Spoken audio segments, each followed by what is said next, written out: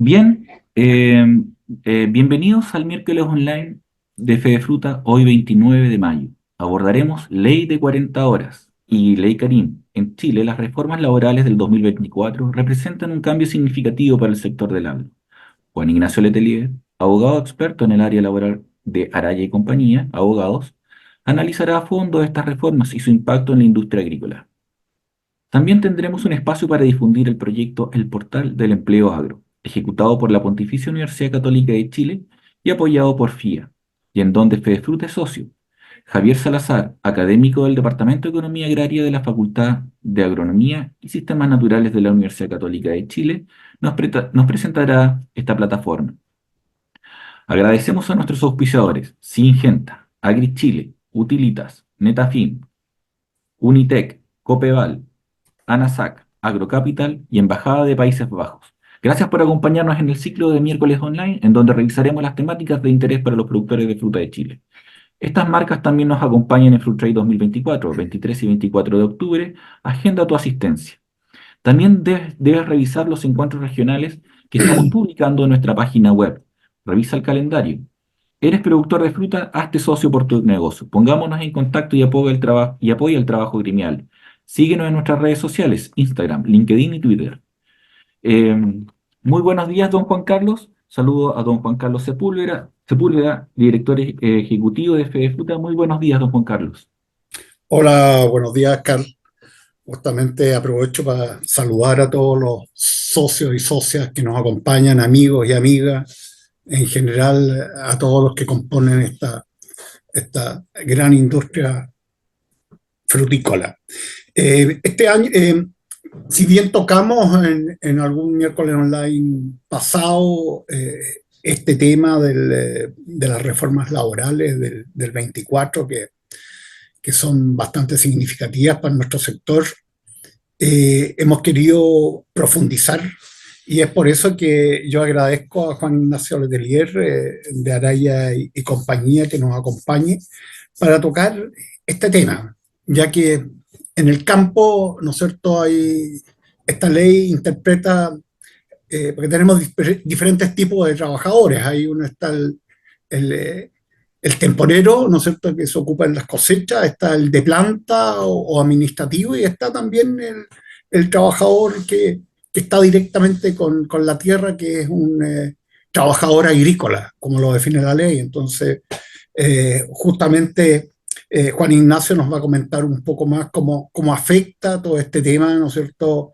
a nuestro sector y cómo enfrentarlo. Porque para nosotros es súper relevante poder cumplir con toda la normativa laboral, porque la mano de obra, no sé, los recursos humanos, más del 60% del costo.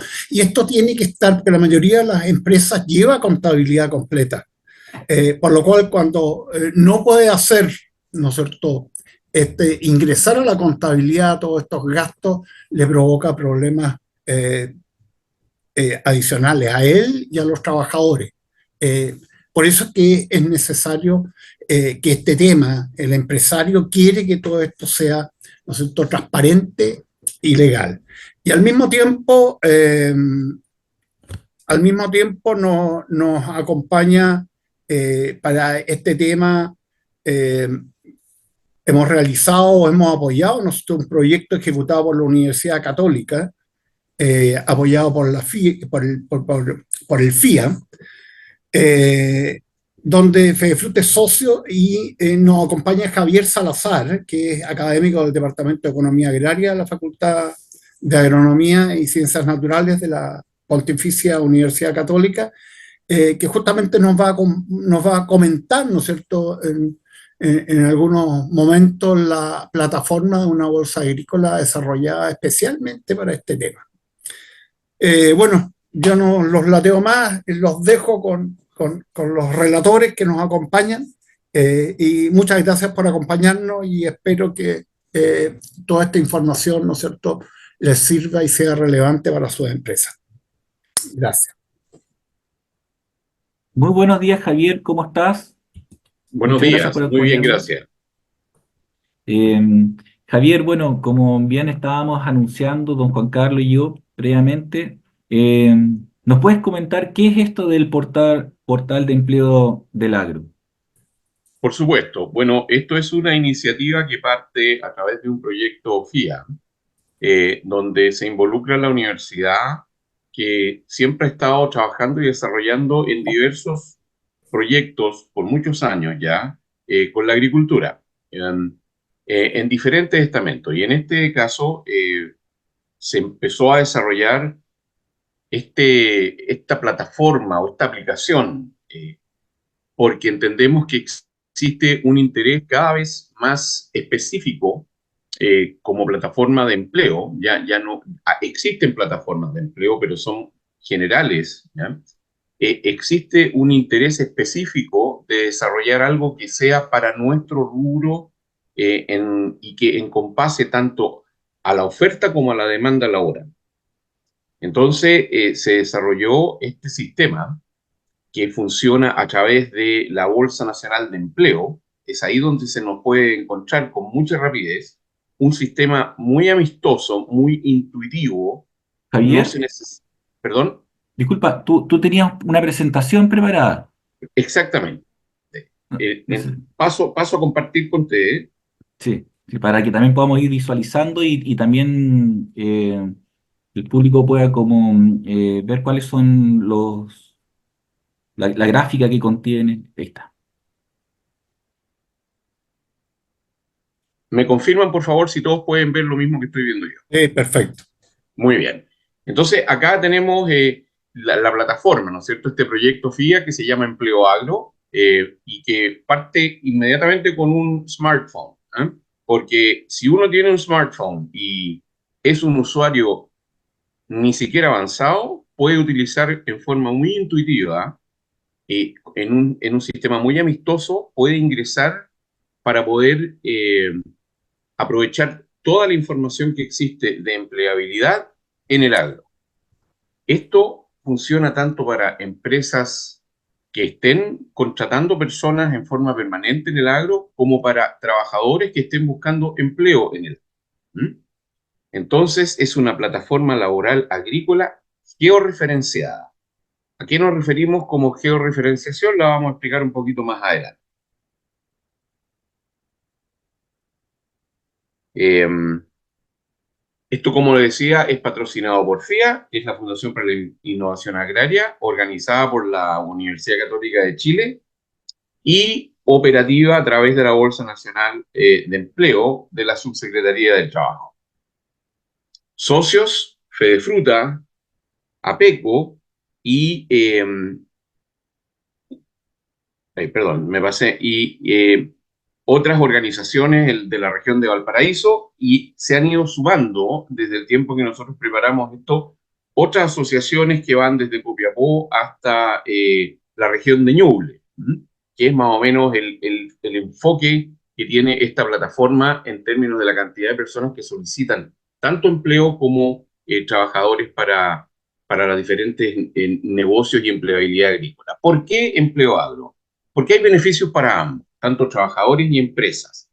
Hay una conexión directa, el contacto es rápido, contribuye al crecimiento del sector, mejora la información, la empleabilidad y la eficiencia en la contratación. Hay mucha seguridad, es una plataforma donde se respeta tanto la privacidad de la empresa como del trabajador y se garantiza la transparencia en las ofertas de empleo. Es de muy fácil registro y manejo. Se pasa rápidamente desde la información a una relación laboral. Y hay un soporte dedicado de un equipo que está pendiente de todas las fases para asistir en cada etapa solamente dedicado al rubro agrícola. En el caso de los trabajadores agrícolas, hay algunos elementos que hemos resaltado acá que son de mucho interés. Primero, puede encontrar acceso a diversas áreas del sector agrícola, sea de trabajador de cosecha a funcionarios administrativos o técnicos, por temporada o por periodos más prolongados. Hay una facilidad del uso, ya que uno se puede registrar fácilmente a través del smartphone, ni siquiera necesita un computador, y buscar trabajo que se adapte a las habilidades y a la experiencia de acuerdo al perfil que uno mismo va alimentando. es gratuito. Esto es un bien público. No hay costos asociados ni para el trabajador ni para la empresa para buscar y aplicar a empleo, ni tampoco después de la contratación. ¿Ah? No hay una letra chica debajo de esto. Esto es absolutamente eh, gratuito, es un servicio para los trabajadores. Ofrece una variedad de opciones, desde trabajos temporales, como decíamos, hasta posiciones permanentes en distintas regiones. Y es georreferenciado. ¿Qué quiere decir esto? Que recibe, por ejemplo, uno al incorporarse, determina un área en la cual le interesaría trabajar, por ejemplo, relativamente cercano a donde yo vivo. Cualquiera de esos empleos que estén dentro de esa área de cobertura que uno define como trabajador, son notificados directamente. El trabajador ni siquiera tiene que ir a buscar qué hay de nuevo en la plataforma o algún empleo que podría interesarme. Le llega directamente al celular la notificación de que existe un empleo en su área de cobertura. Eso no quiere decir que esa notificación no esté disponible para otros trabajadores de otras áreas, pero esos otros trabajadores van a tener que entrar a la plataforma. Para las empresas, la publicación de ofertas pueden también acceder sin costo alguno y llegar a una amplia audiencia, una selección eficiente porque filtra a los candidatos según sus necesidades específicas, ahorra tiempo en el proceso de contratación con una plataforma intuitiva y rápida y encuentra trabajadores para todo tipo de labores, desde el cultivo y cosecha hasta roles técnicos y administrativos.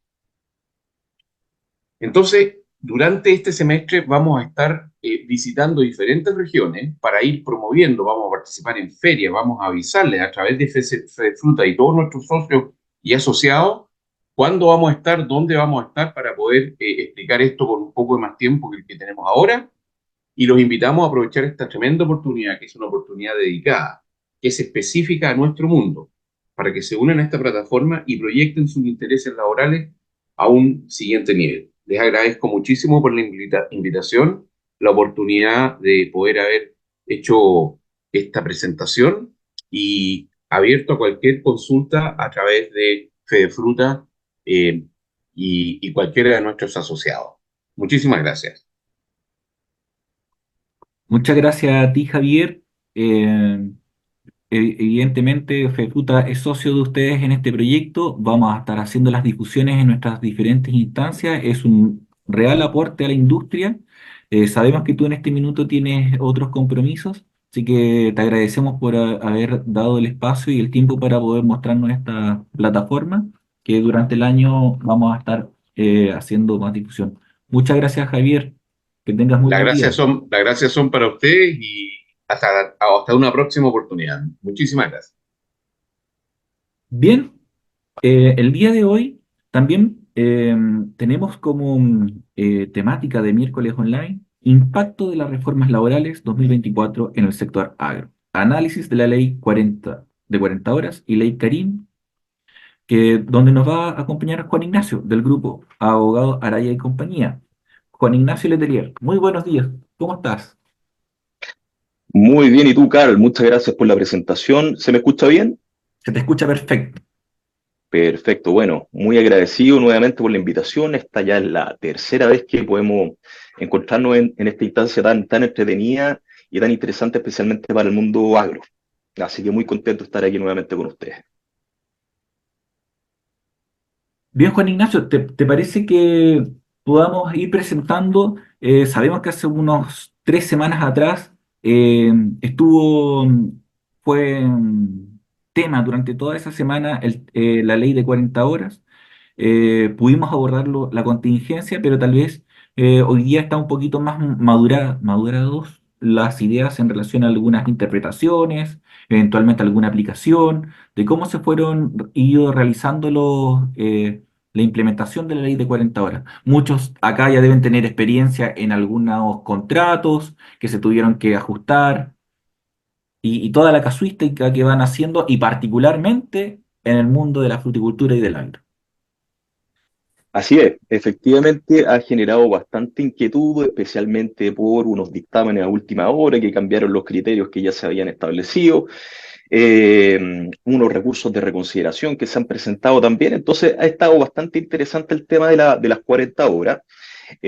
Bueno, ley Caris, por supuesto que todavía no entra en vigencia, falta que se dicten algunos reglamentos, algunos dictámenes por parte de la Dirección del Trabajo, por lo tanto, eh, eso va a llegar en su momento y seguramente también vamos a tener oportunidad de hacer otro webinar especialmente enfocado en la ley Carin una vez que ya entre en vigencia o cuando ya esté próximo a entrar en vigencia.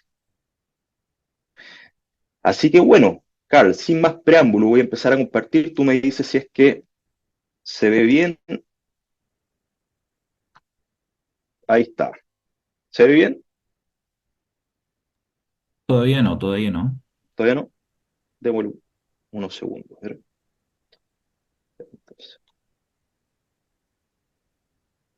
Bueno, aprovecho de comentar que si durante la eh, charla tienen alguna duda o alguna pregunta, en la sección de preguntas y respuestas pueden dejar su pregunta. La vamos a leer al final. eh, y si queda alguna pregunta sin responder, vamos a hacer llegar los datos e información a Juan Ignacio. Bien, se Así está es. Ahí proyectando. sí. Sí. Excelente. Bueno, muy bien. Efectivamente, como nos comenta Carl, bueno, por supuesto que acá no vamos a poder responder todas las preguntas, así que va a estar mi correo electrónico. Bueno, ahí mismo está para que me puedan hacer las preguntas específicas respecto a alguna situación en particular que esté sucediendo en la empresa de cada uno. Así que bueno, comencemos entonces sin mayor preámbulo. Vamos a partir, por supuesto, con la ley de 40 horas, que como les comentaba, espera un segundo que no se ve.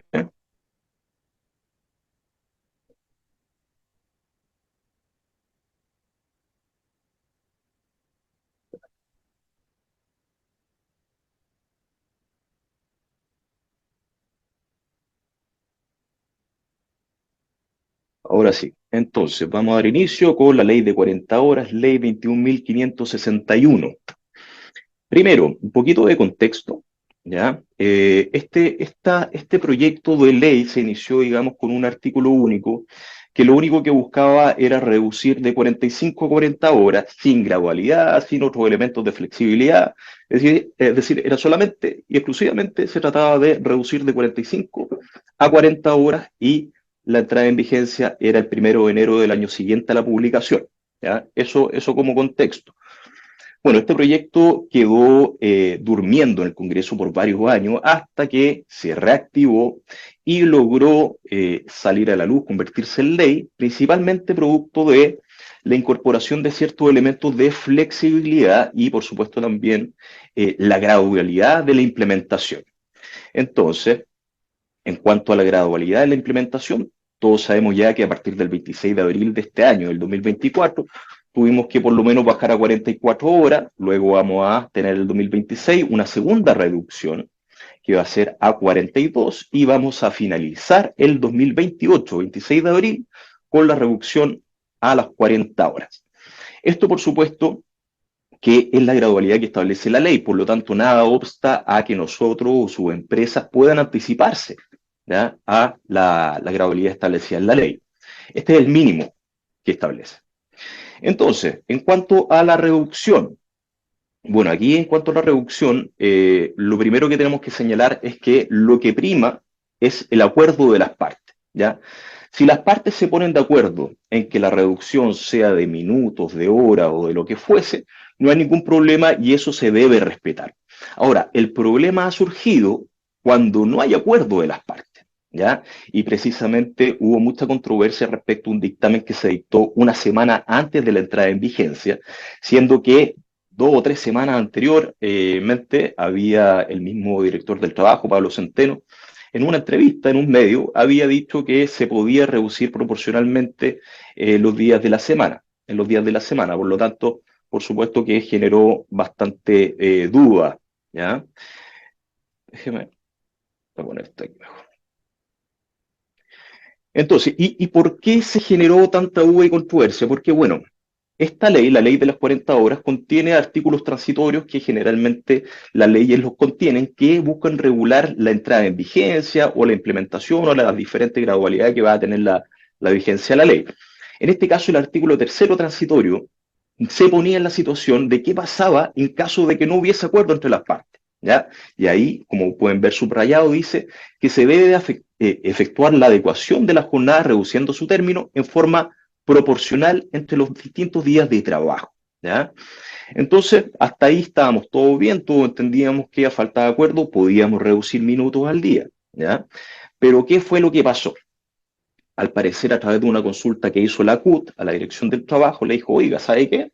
Estamos recibiendo muchas denuncias en cuanto a que los empleadores, por ejemplo, estaban intentando, queriendo, digamos, sumar minutos, por ejemplo, a la hora de colación, o bien que nos estaban diciendo que se estaba reduciendo 10, 12 minutos al día. Entonces ahí es cuando la Dirección del Trabajo emite este dictamen 23508 del 18 de abril de 2024. Recordemos que la entrada en vigencia fue el 26 de abril. ¿Y qué es lo que dice?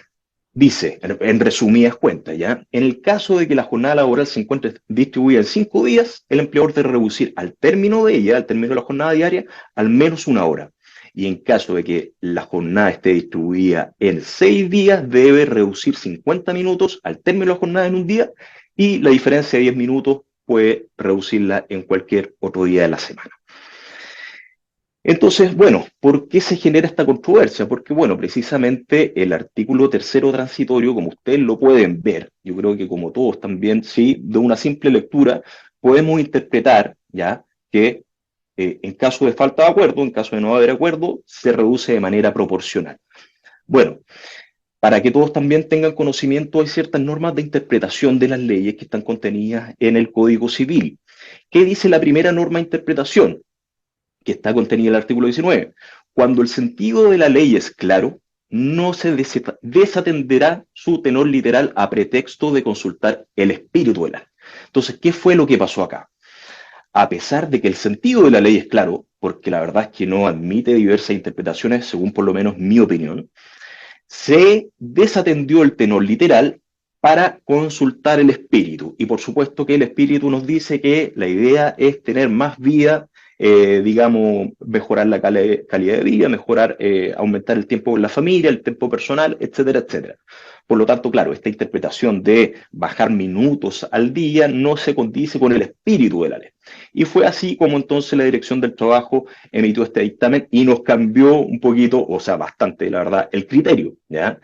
De acuerdo a lo que ha indicado la Cámara Nacional de Comercio, el 25% de las empresas habían hecho la reducción de esta manera. Por lo tanto, ustedes comprenderán, me imagino que muchos de ustedes también en sus empresas, todos comprenderán que esto significa, por supuesto, un desorden más o menos importante, una readecuación de lo que ya se había hecho, por lo tanto genera bastante problema y conflicto. Ahora, el tema también no es solamente esta interpretación que va más allá de la ley, sino que es la oportunidad. Yo creo que el efecto de este dictamen no hubiese sido el mismo si se hubiese dictado 3 meses, 4 o 5 meses antes de la entrada en vigencia, ¿ya? Pero al ser a una semana, por supuesto que genera problemas, genera conflicto, y especialmente algo muy importante y delicado, ¿ya? Se dio a entender por parte de la autoridad que en el fondo lo que se estaba observando era un fraude a la ley, ¿ya? Lo que por supuesto genera desconfianza, ¿ya? Entre la relación que existe entre empleador y trabajador, eh, no aporta el tono de la autoridad en mejorar esta relación. Porque claro, el trabajador afectado va a sentir, oye, bueno, mi empresa en el fondo me está defraudando con esto. Y no es tan así, ya simplemente la empresa estaba aplicando el tenor literal de la norma, ya, cosa que ahora al parecer no se puede hacer. Ahora, esto no está, digamos, no se ha decidido 100% porque como les comentaba, se han presentado recursos que lo que buscan es que se reconsidere esta doctrina, ¿ya? Y se aplique, en el fondo, el tenor literal de la norma. Ahí podemos ver también cuál ha sido la postura, ¿ya? De la máxima autoridad de la Sociedad Nacional de Agricultura, donde por supuesto que se cuestiona este nuevo dictamen, lo califica como innecesario, ya, toda vez que, por supuesto, como les comentaba, en el fondo ha generado mucho conflicto, mucha duda, mucha incertidumbre. Y, por supuesto, que los empresarios lo que generalmente más piden a la autoridad es la certeza. Podemos actuar así, nos adecuamos a la ley, pero tengamos certeza, denos un poquito de certidumbre respecto a cómo actuar y no estar en una especie de nebulosa de incertidumbre, que es lo que se ha generado gracias a este tema. Por otro lado, tenemos también que esta ley pudo en el fondo publicarse precisamente porque se incorporaron mecanismos de flexibilidad, ya que había sido generalmente la solicitud bastante recurrente de parte del sector empresarial. ¿Ya? En Chile tenemos un sistema laboral bastante rígido, por lo menos comparado con la OCDE, entonces generalmente se está solicitando mayor flexibilidad y aquí se incorporan elementos que apuntan hacia allá. Por ejemplo, se incorpora el ciclo de las 4 semanas, un nuevo artículo 22 bis del Código del Trabajo, que en el fondo se trata de una jornada promedio mensual. ¿Qué nos dice esto? Es básicamente que la distribución de la jornada puede ser en base a un promedio semanal de 40 horas o bien en un ciclo de hasta 4 semanas. ¿Cuáles son los límites de esto? No puede exceder las 45 horas semanales y tampoco puede excederse más de 2 semanas por este número de horas. En caso de que el trabajador se encuentre sindicalizado, requiere acuerdo también del sindicato. Y también, cuando existe una organización sindical, se puede ampliar el límite de las 45 a 52 horas semanales en el caso de acuerdo con el sindicato. En cuanto a la entrada en vigencia, las disposiciones transitorias nos dicen que respecto de este artículo nuevo, el 22 bis, se aplica de acuerdo a la gradualidad también que se aplica a la reducción de la jornada. Por lo tanto, ya entró en vigencia. Por supuesto que el promedio no va a ser de 40 horas, sino que de 44, o de las que tengan la empresa respectiva. En caso, por ejemplo, que haya reducido su jornada a 42, a 41 o lo que fuese. ¿Ya? Por supuesto que cuando entre en vigencia o al 2028 o el momento en que todas las empresas tengan con 40 horas, ahí se va a ver, digamos, la utilidad en mayor medida de este mecanismo de flexibilidad, ya que, por ejemplo, si es que yo hago 45 horas en 2 semanas, bueno, tendría que en las restantes 2 hacer 42 para poder tener 43 para poder tener un promedio de 44 horas. Ahora, en caso de que hubiese sindicato en la empresa, ahí podría también pactarse este límite de las 52, trabajar 2 semanas 52 y las próximas 2, digamos, del ciclo, las horas correspondientes, en este caso me parece que son 34, para lograr, por ejemplo, el promedio de 44 horas. Acá, ¿qué es lo que deben hacer las partes? Se deben establecer un calendario con la distribución diaria y semanal que debe ser de común acuerdo. ¿Ya? En este calendario se debe establecer la extensión del ciclo o la cantidad de semanas que va a incluir este ciclo, el promedio semanal o la cantidad de horas que tendrá la jornada en dicho periodo y la distribución diaria de las horas. Acá se pueden acordar diferentes alternativas y el empleador debe comunicarla con una semana a lo menos de anticipación. Ahora, en cuanto al número de alternativas, bueno, la Inspección del Trabajo ha dicho que en el fondo lo que se debe garantizar es la certeza del trabajador. Por lo tanto, si yo le establezco en un calendario, oye, vas a tener 50 tipos de jornada y yo te voy a avisar con una semana de anticipación cuál va a ser la que vamos a aplicar en la semana siguiente, bueno, por supuesto que eso no estaría de acuerdo con el criterio de la Dirección del Trabajo en cuanto a que el trabajador tiene que tener certeza de su jornada. Otro elemento de la flexibilidad incorporado en esta ley es la jornada 4x3. Esto es básicamente, bueno, lo que dice también el título. Es distribuir la semana en 4 días de trabajo y 3 días de descanso. ¿Cuándo esto se puede implementar? Cuando la empresa haya reducido 40 horas o bien en el 2028. ¿Ya? Necesariamente tiene que haber una jornada semanal ya establecida de 40 horas. ¿Y esto por qué ha sido posible? Porque, bueno, la ley estableció que la distribución de la jornada ahora, en vez de un mínimo de 5, puede ser en un mínimo de 4. ¿Ya? El máximo, que son 6 días, permanece igual, por lo tanto, lo único que varía es el mínimo. Podríamos tener jornada de 4x3 sin ningún problema, en la medida en que la empresa ya haya reducido o bien el 2028. También se introducen ciertas normas de conciliación trabajo-familia. En primer lugar, tenemos la banda horaria. ¿Ya? Esto es un derecho para los padres de niños de hasta 12 años o que tengan su cuidado personal. Y se establece una banda horaria de 2 horas para yo poder anticipar o retrasar mi ingreso al trabajo. Y por supuesto que si yo anticipo o retraso mi ingreso, bueno, la salida va a ser correspondiente a mi hora de ingreso. Yo podría tener en la semana, podría llegar un día a las 8, podría llegar otro día a las 10, otro día a las 9, sin mayor problema. Pero mi hora de llegada va a determinar mi hora de salida. Como les comentaba, esto es un derecho, por lo tanto, la regla general es que el empleador no puede negarse, ¿ya? Como toda regla general, existen excepciones. ¿Cuáles son las excepciones? Dice en relación con dos elementos. Primero, el funcionamiento de la empresa, el horario de funcionamiento de la empresa, ¿ya? Y además, la naturaleza de los servicios. Y la ley nos da ejemplos, pone el caso de los guardias, la atención de público, servicio de urgencia, trabajos por turnos y aquellos que se requiera la presencialidad del trabajador o bien que sus servicios sean necesarios para la prestación de servicios de un tercero. En ese caso, la empresa puede oponerse. En caso de que ambos padres sean trabajadores, va a elegir la madre y la vigencia ya comenzó a partir del 26 de abril de 2024. Otro elemento interesante también respecto a la conciliación de vida-familia, digamos, es la compensación de la hora extra por feriado. Esto requiere un acuerdo de las partes y se establece que el trabajador puede acceder hasta 5 días adicionales de feriado al año.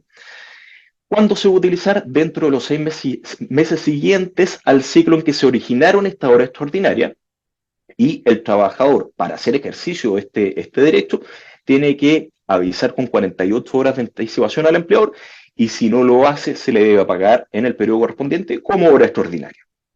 Acá la forma de cálculo es un día de horas extraordinarias equivale a un día y medio de feriado. Aquí, por ejemplo, bueno, también tenemos un poquito lo que les comentaba, el tema de la polémica del inciso segundo del artículo 22. Esto también ha generado bastante conflicto, preguntas, inquietudes, toda vez que también hay bastante incerteza. Bueno, ¿qué fue lo que pasó? Teníamos una situación donde había generalmente situaciones en donde se abusaba o se sobreutilizaba o se mal utilizaba el inciso segundo del artículo 22, que me permitía en el fondo estar excluido del límite de jornada, especialmente cuando eran trabajadores que sí tenían que llegar a una hora, sí recibían, por ejemplo, descuento en caso de no cumplir con la hora establecida, pero pese a ello se le aplicaba el artículo 22 y no se le pagan horas extraordinarias. Entonces, frente a eso, se limitó, digamos, bastante al extremo cuáles son las categorías de trabajadores que pueden estar excluidos de este límite de jornada. Básicamente quedamos en los gerentes, los administradores y los apoderados con facultades de administración que conforman generalmente la alta gerencia de las empresas. Y también aquellas personas que trabajan sin fiscalización superior inmediata. Y es precisamente acá donde existe nuevamente la controversia, porque la Dirección del Trabajo, a través de su dictamen, nos dice que en la medida en que la persona, por ejemplo, sea susceptible de control, es decir, por ejemplo, tenga un teléfono inteligente, ya puede ser controlado, por lo tanto tiene que estar sujeto a jornada. Pero eso, digamos, no responde o no tiene, digamos, en vista el principio de la primacía de la realidad, porque no basta con que yo sea susceptible de ser controlado. Lo que, en el fondo, me permite estar excluido es que si en la realidad, en los hechos, yo no tengo esta fiscalización superior inmediata, es decir, si no tengo que estar rindiendo gestión de o cuenta de mi gestión a diario o cada cierta periodicidad, etcétera, etcétera. Acá, por supuesto que no podemos dar una respuesta general para todos, ¿ya? Sino que hay que analizar caso a caso. Hay que analizar cómo se presta este servicio, ¿ya? Cómo es digamos, la supervigilancia, la fiscalización por parte del empleador, ¿ya? Entonces, eso es lo que va a definir si una persona puede o no puede estar excluida del límite de jornada. Generalmente las inquietudes han dicho o han ido por la vía de qué pasa, por ejemplo, con los administradores de los campos, los agrónomos, ¿ya? Los agrónomos que en el fondo van viajando de campo en campo, manejando su horario, la verdad es que se manejan con bastante libertad. Bueno, hay que ver el caso a caso, cómo se presta el servicio y no se puede dar una respuesta, digamos, general para todos o para todos los cargos tampoco, ¿ya? Entonces, es importante analizar el caso a caso. Vamos a hacer aquí una pequeña referencia también al trabajador agrícola y la ley de las 40 horas. Acá hay solamente una modificación respecto a los trabajadores agrícolas y no para todos los tipos de trabajadores agrícolas, sino que solamente para los trabajadores agrícolas permanentes. ¿Ya? ¿Cuál es el cambio? Dice, la ley de 40 horas, reemplázase en el inciso segundo del artículo 88 la frase 8 horas diarias por la siguiente frase, 6 horas y 40 minutos diarios. Como todos sabemos, ya los trabajadores agrícolas están sujetos a una jornada que consiste en un promedio anual máximo diario. ¿Ya? La ley establece que este promedio anual diario es de 8 horas, pero ojo, no son 8 horas, sino que son 7,5 actualmente. ¿Ya? Esto a partir de la modificación, el 2005, de la reducción de jornada de 48 a 45. Ahí ya dejaron de ser 8 horas al día y pasaron a ser 7 horas con 30 minutos, más allá de que la ley haya insistido en que son 8 horas diarias por la de 6 horas y 40 minutos. ¿Cuándo entra en vigencia? No ahora. Ya esto va a ser recién el año 2028, el 26 de abril, o bien, por supuesto, que cuando la empresa haya reducido a 40 horas su jornada. Por lo tanto, por ahora no hay mayores modificaciones. Y esta es la única modificación respecto a los trabajadores agrícolas en la ley de las 40 horas. Ahí, como les decía, ahí la disposición transitoria establece que al quinto año de publicación entra en vigencia. Ahora, también les quería mencionar un poquito para que hagamos una pequeña revisión de los trabajadores agrícolas. En la norma, el artículo 88 establece que las normas sobre limitación de jornada que se establecen en otras disposiciones se aplican a los trabajadores agrícolas, pero con las modalidades que señala el reglamento, que en la próxima diapositiva se los voy a mostrar. Y este reglamento debe considerar las modalidades que dentro de un promedio anual que no sea de 8 horas diarias, que es lo que les comentaba, ahí les puse un asterisco, son 7 horas y media desde la reducción a 45 horas que tuvo lugar el 1 de enero del año 2005. En cuanto a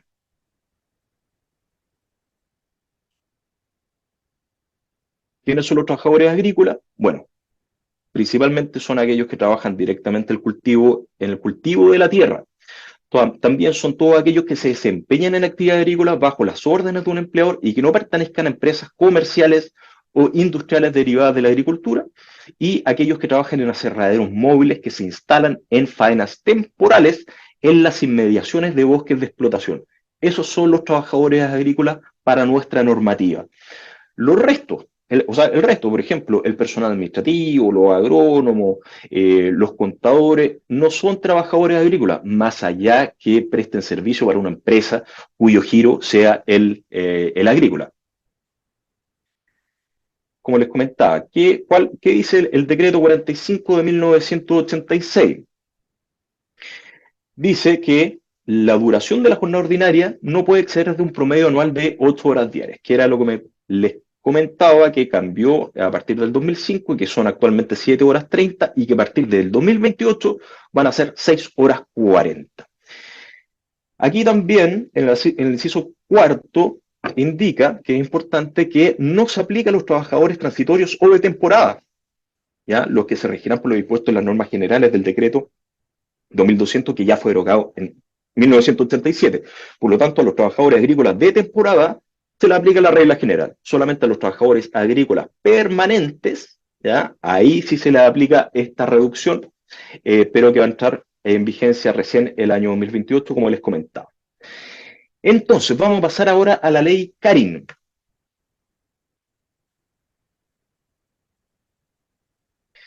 Lo primero que tenemos que hacer es dar un poquito de contexto. Esta ley tiene dos antecedentes, básicamente. Lo primero es el convenio 190 de la OIT, que busca erradicar la violencia en trabajo y todo tipo de acoso. Esto, en el fondo, lo que hace es dar ciertas directrices a los países miembros para que puedan modificar sus legislaciones internas y con el objetivo, por supuesto, de erradicar todo tipo de violencia. Un segundo antecedente es la lamentable situación ocurrida a Karen Salgado, quien, tomó la lamentable decisión de quitarse la vida producto de una situación de acoso laboral bastante dura que le tocó vivir. Ahora, hay que hacer una mención, ¿ya? En este caso, a mí me parece, por lo menos, el tema de Karen no se origina directamente por un tema de acoso laboral, sino que fue una falla en el modelo de compliance en la investigación que se estaba haciendo, porque había un sumario administrativo en el cual Karin fue testigo, ¿ya? No de un hecho propio, no siendo acosada ni de una denuncia que haya hecho ella, sino que al haber sido testigo en este sumario administrativo y al haberse filtrado la información, lo que había declarado, le hicieron, por supuesto, la vida imposible y generaron, en definitiva, que ella tomara la lamentable decisión de quitarse la vida, y en razón de ello es que esta norma es conocida coloquialmente como Ley Karin. Cuando entra en vigencia a partir del 1 de agosto del año 2024, es decir, falta muy poquito para su entrada en vigencia, y como les comentaba, faltan todavía dictámenes, reglamentos, para el fondo bajar a piso esta nueva normativa. ¿Cuál fue, digamos, cuál ha sido uno de los cambios más importantes en esta norma? Es lo que se indica acá. Las relaciones laborales deberán siempre fundarse en un trato libre de violencia, compatible con la dignidad de la persona y con perspectiva de género, ¿ya? ¿Qué significa para el Código la perspectiva de género? Precisamente la adopción de medidas tendientes a promover la igualdad y a erradicar la discriminación basada en dicho motivo. Como era antes, ahí también se lo indico, que era solamente las relaciones laborales deben siempre fundarse en un trato compatible con la dignidad de la persona. Entonces se incorpora el trato libre de violencia y además se incorpora como principio la perspectiva de género. ¿Qué es lo que dice la OIT respecto a la perspectiva de género? Dice que lo que plantea es la necesidad de utilizar unas gafas especiales para valorar las diferentes situaciones, condiciones y posiciones de mujeres y hombres en la sociedad, en el mercado laboral, en la política, y se define como, les indico la definición.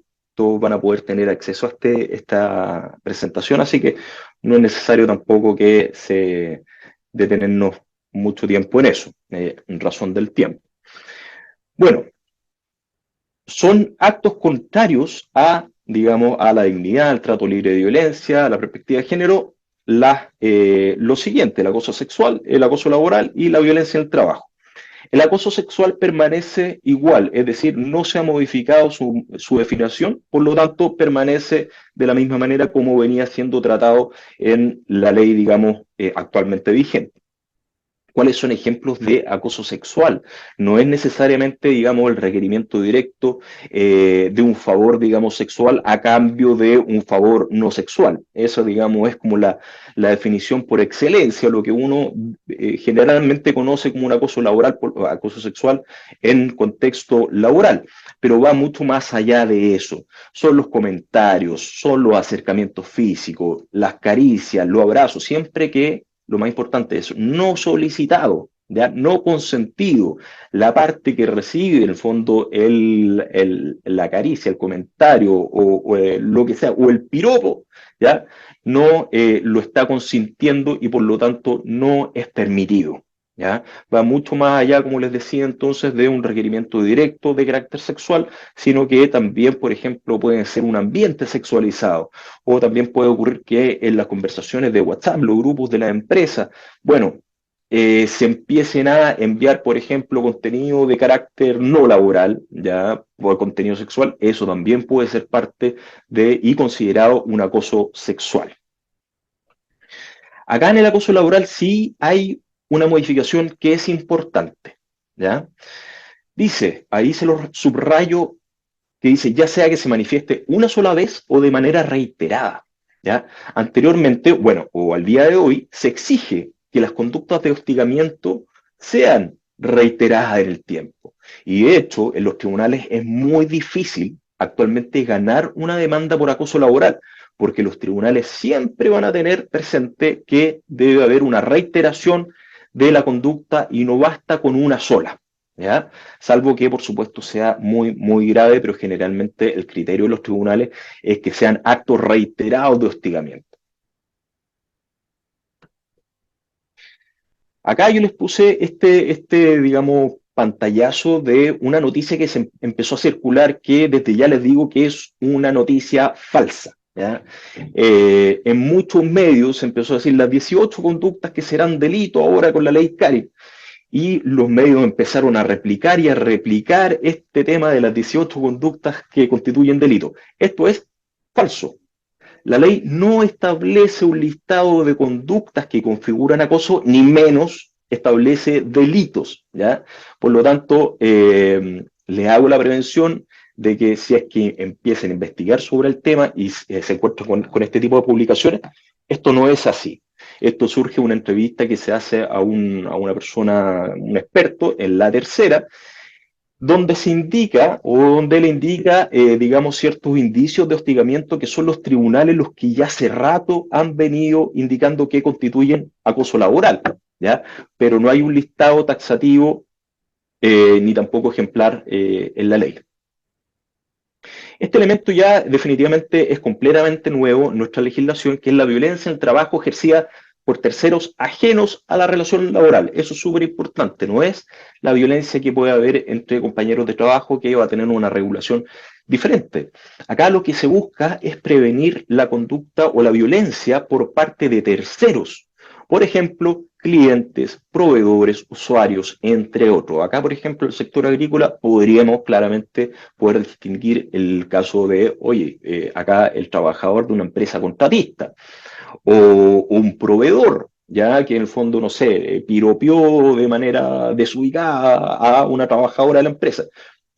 Bueno, todo eso puede llegar a constituir violencia en el trabajo y ahora el empleador va a estar en la obligación también de prevenirlo. Puede ser gritos, amenazas, garabatos, palabras ofensivas, etcétera, etcétera. Uno de los cambios importantes que establece esta nueva normativa es la modificación al 154 número 12, ¿ya? Que agrega este numeral. Este es el contenido del Reglamento Interno de Orden, Higiene y Seguridad. ¿Y qué nos dice en este número 12?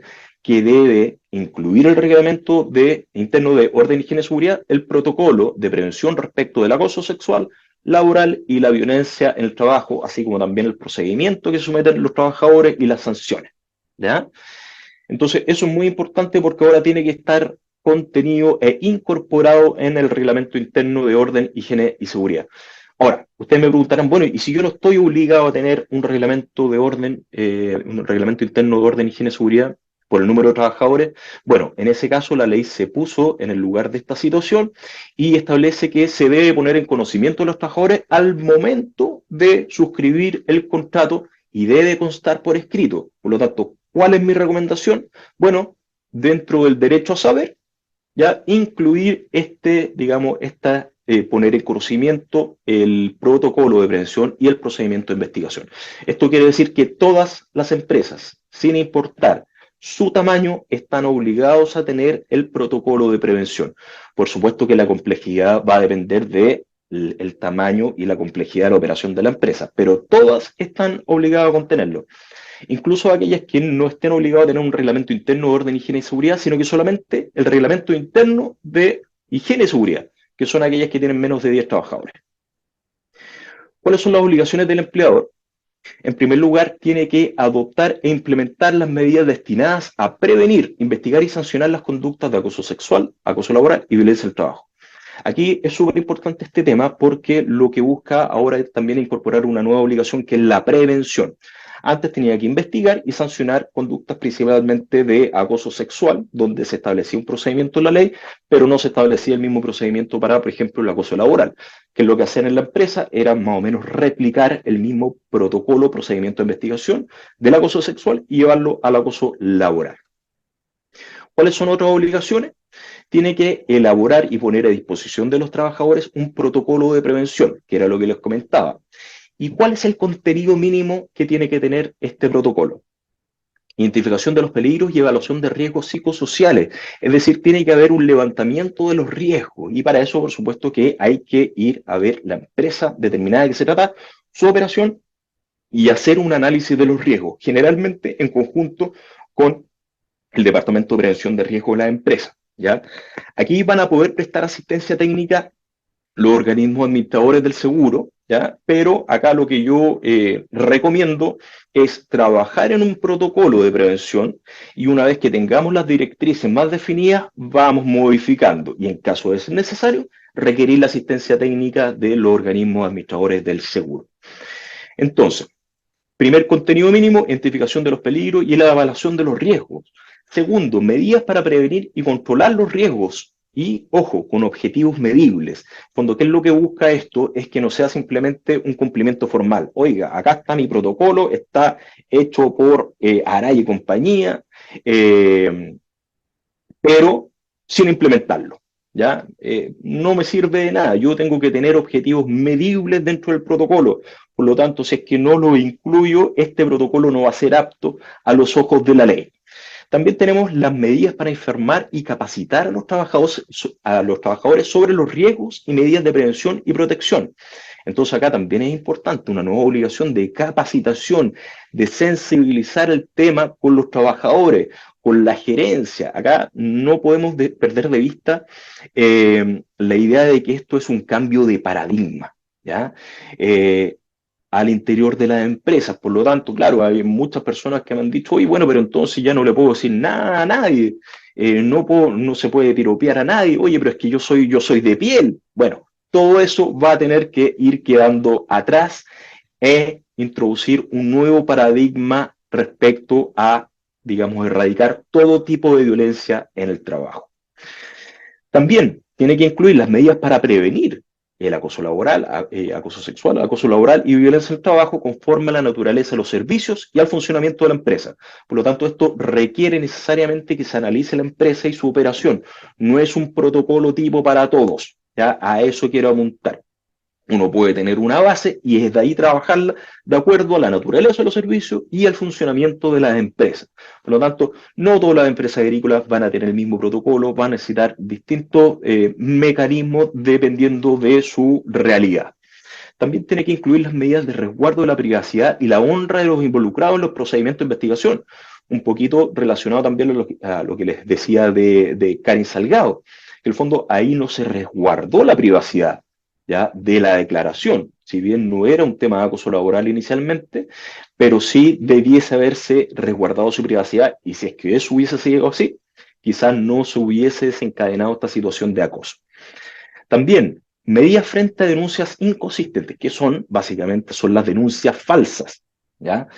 Eh, por supuesto que ellas existen, no podemos desconocer su existencia, por lo tanto, en este protocolo va a tener que contenerse cuáles son las medidas frente a las denuncias inconsistentes o, bueno, denuncias directamente falsas.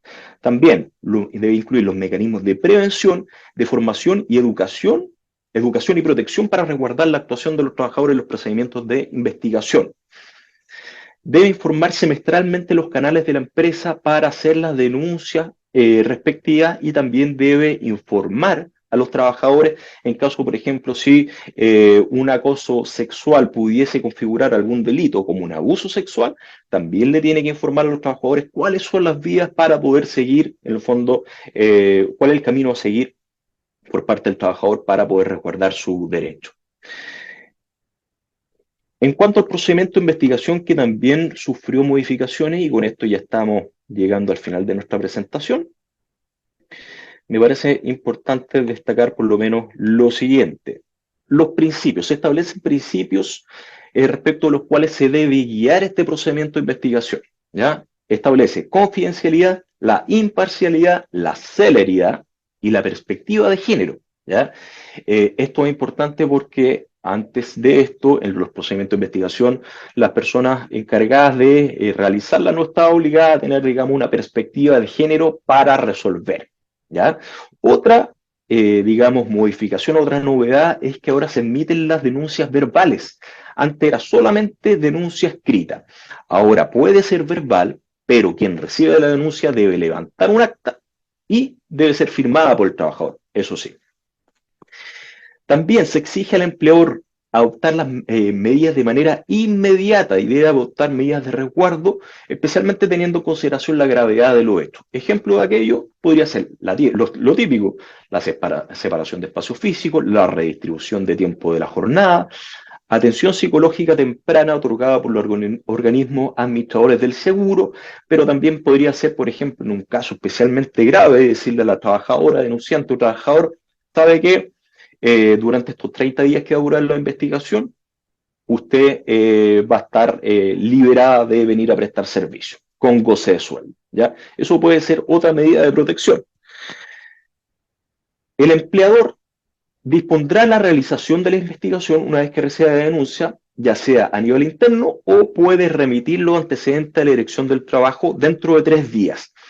Acá, por ejemplo, puede ser importante esta posibilidad de remitir los antecedentes, porque claro, muchos me han preguntado, oye, bueno, pero entonces todos tenemos que investigarlo, ¿ya? ¿Qué pasa si nos llenamos de denuncias? Bueno, en muchos casos, en la medida en que el empleador no pueda llevar a cabo estas investigaciones, va a tener que remitir los antecedentes a la Dirección del Trabajo dentro de los 3 días de recibida la denuncia.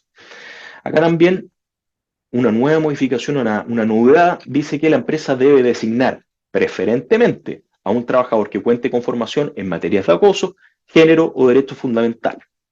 ¿Ya? Aquí esto dice relación con el principio de imparcialidad, ¿ya?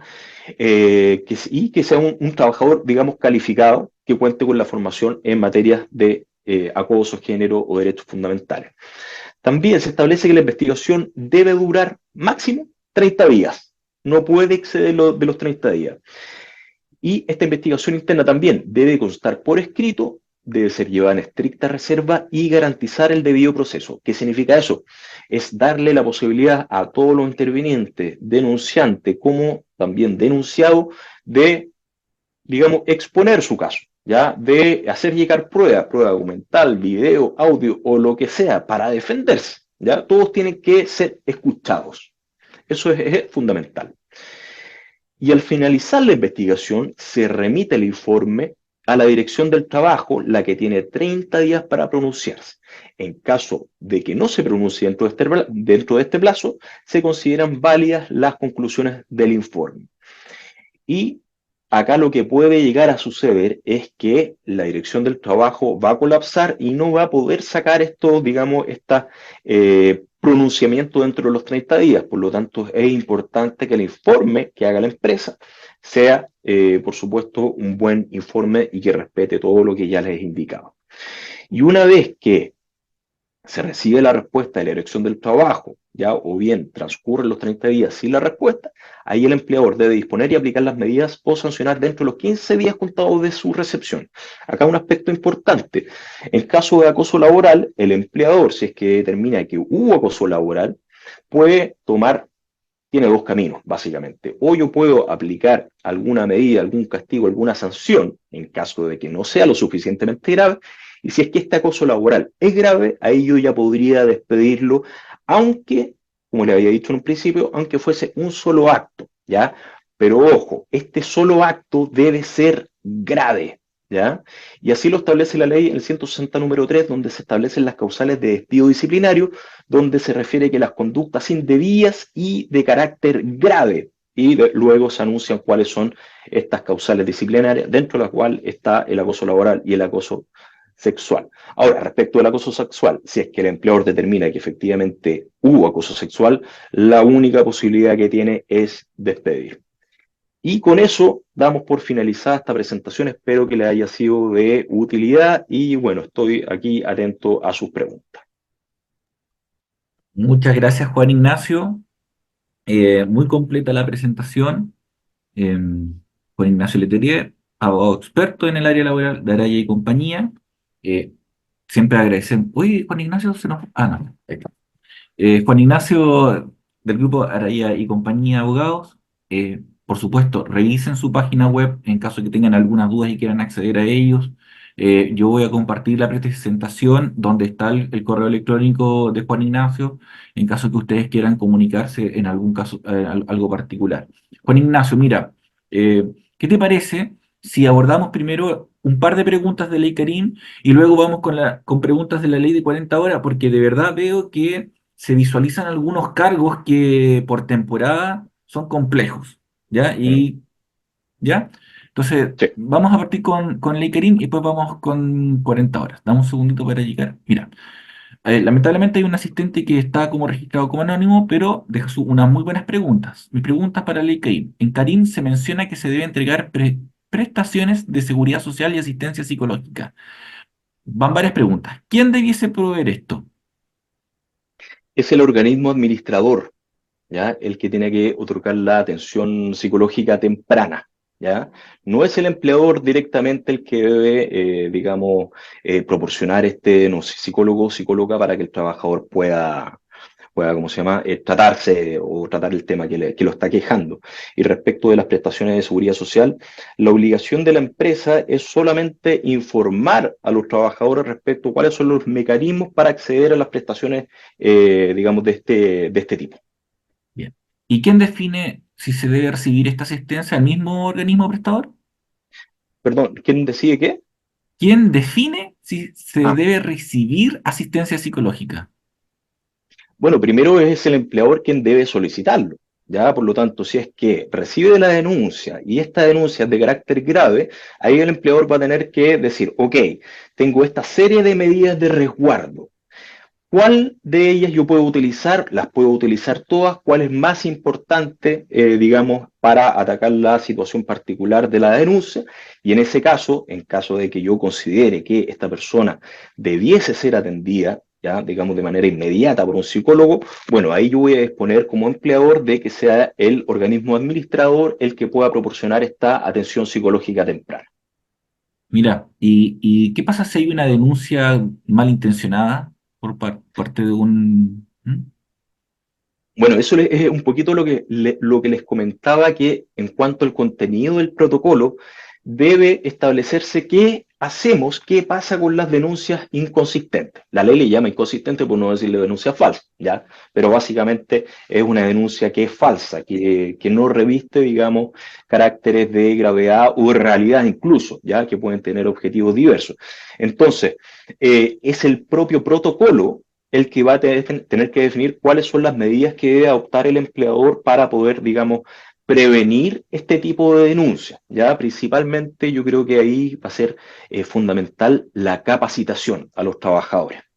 Ya mira, y aquí hay una pregunta súper interesante que las voy a juntar, Sí, que tiene que referencia a la investigación posterior. ¿La puede hacer una empresa de abogados? ¿Ya?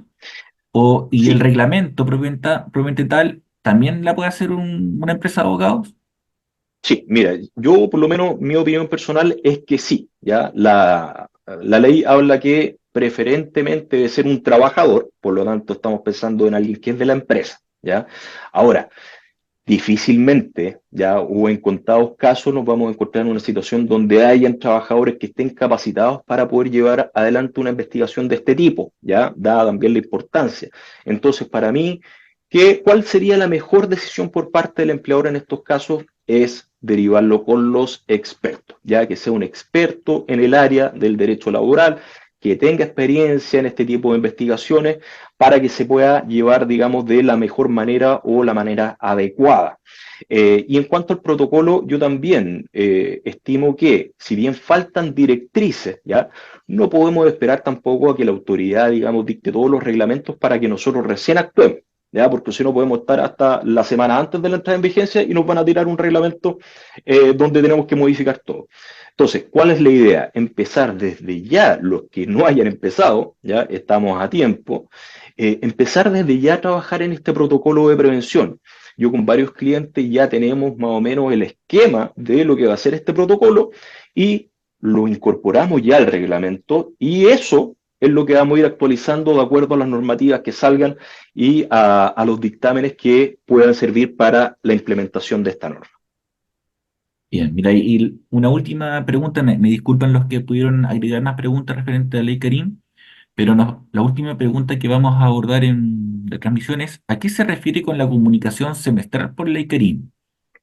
Sí, ahí por ejemplo, bueno, yo creo que se va a traducir más que nada, por ejemplo, en un mail masivo, ¿ya? Una vez al semestre, la empresa puede, por ejemplo, un mail, un correo electrónico masivo a todos los trabajadores donde les va a indicar, bueno, de acuerdo a la ley tanto, tanto, es nuestra obligación informarles de manera semestral que ustedes tienen estos mecanismos para poder, digamos, realizar sus denuncias y también los mecanismos que cuenten para, digamos, todos aquellos casos en que puedan constituir incluso delito. Perfecto. Juan Ignacio, yo la última pregunta, ¿esto es para empresas con un empleado al infinito? Así es, la ley no distingue. Lo único que distingue la ley es un poquito lo que les comentaba en cuanto a que aquellas empresas que no están obligadas a tener un reglamento interno de orden, higiene y seguridad, aquellas empresas tienen que comunicarlo al momento de suscribir el contrato, ¿ya? Por lo tanto, todas tienen que tener el protocolo, ¿ya? Va a ser más complejo, por supuesto, en aquellas empresas más grandes, bastante más simple en una empresa menor, pero independiente del tamaño, yo tengo que tener el protocolo de prevención y además yo tengo que informarlo al momento de la suscripción del contrato. Bien. Juan Ignacio, mira, pasamos a la ley de 40 horas y su implicancia en el mundo agrícola y en realidad en la cadena en su conjunto, porque nosotros exportamos fruta, también la distribuimos y la consumimos a través del país, pero hay cargos que son súper de temporada, o sea, que su demanda es muy, muy importante. Yo creo que eso es algo que está afligiendo un poco a quienes tienen que tomar decisiones en la industria. Y Julio RT nos dice, tengo una empresa con una persona que trabajan en el extranjero y en Chile. Los trabajos y sus horarios se basan en la cantidad de volumen de fruta que haya, por lo que hay días en invierno donde los trabajadores trabajan 5 horas y días de verano que trabajan 12 horas. ¿Cómo es posible regular esta situación con la ley de 40 horas? ¿Es el artículo 22 una posibilidad válida? ¿Es posible llegar a un tipo de acuerdo con los trabajadores? ¿Cómo se formaliza ese acuerdo? Mira, lo primero, en cuanto a un acuerdo, mira, si bien uno podría eventualmente llegar a un acuerdo con el trabajador para que, digamos, se mantenga excluido de jornada, si lo llevamos a tribunales, ese acuerdo no va a tener mayor valor. ¿Por qué? Porque en el fondo lo que se ha dicho es que el tener una jornada es un derecho de los trabajadores, ¿ya? El saber cuándo inicia, cuándo termina.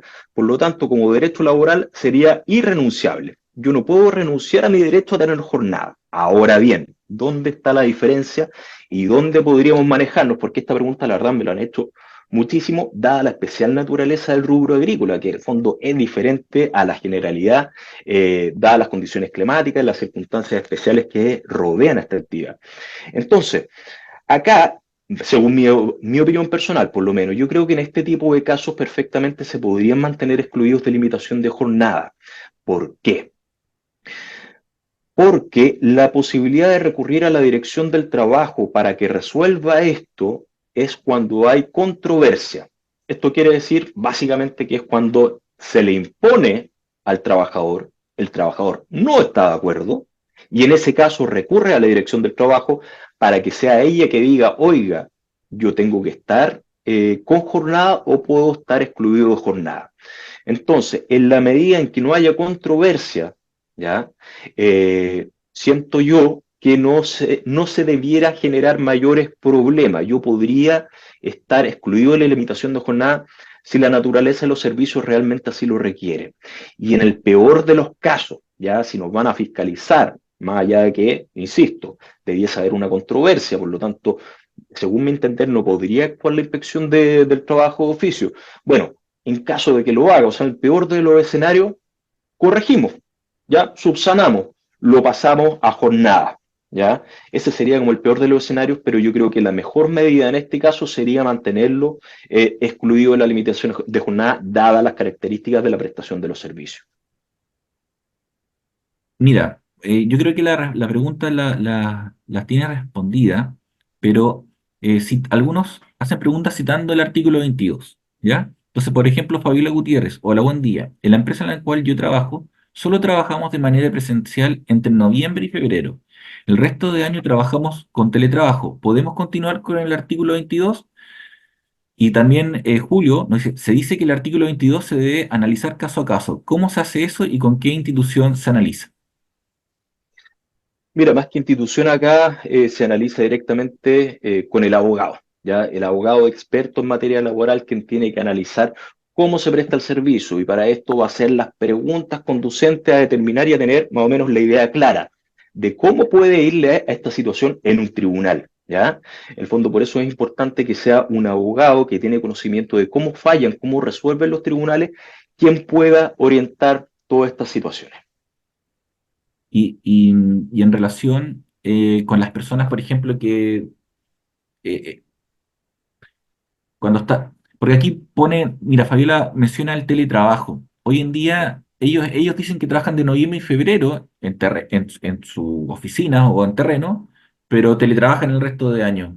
¿Esto puede continuar con el artículo 22 o de verdad va a ser algo que va a quedar en el contrato estipulado nomás? Claro, mira, de todas maneras, el teletrabajo no es incompatible con el tener una jornada, ¿ya? Existen los mecanismos tecnológicos, ¿ya?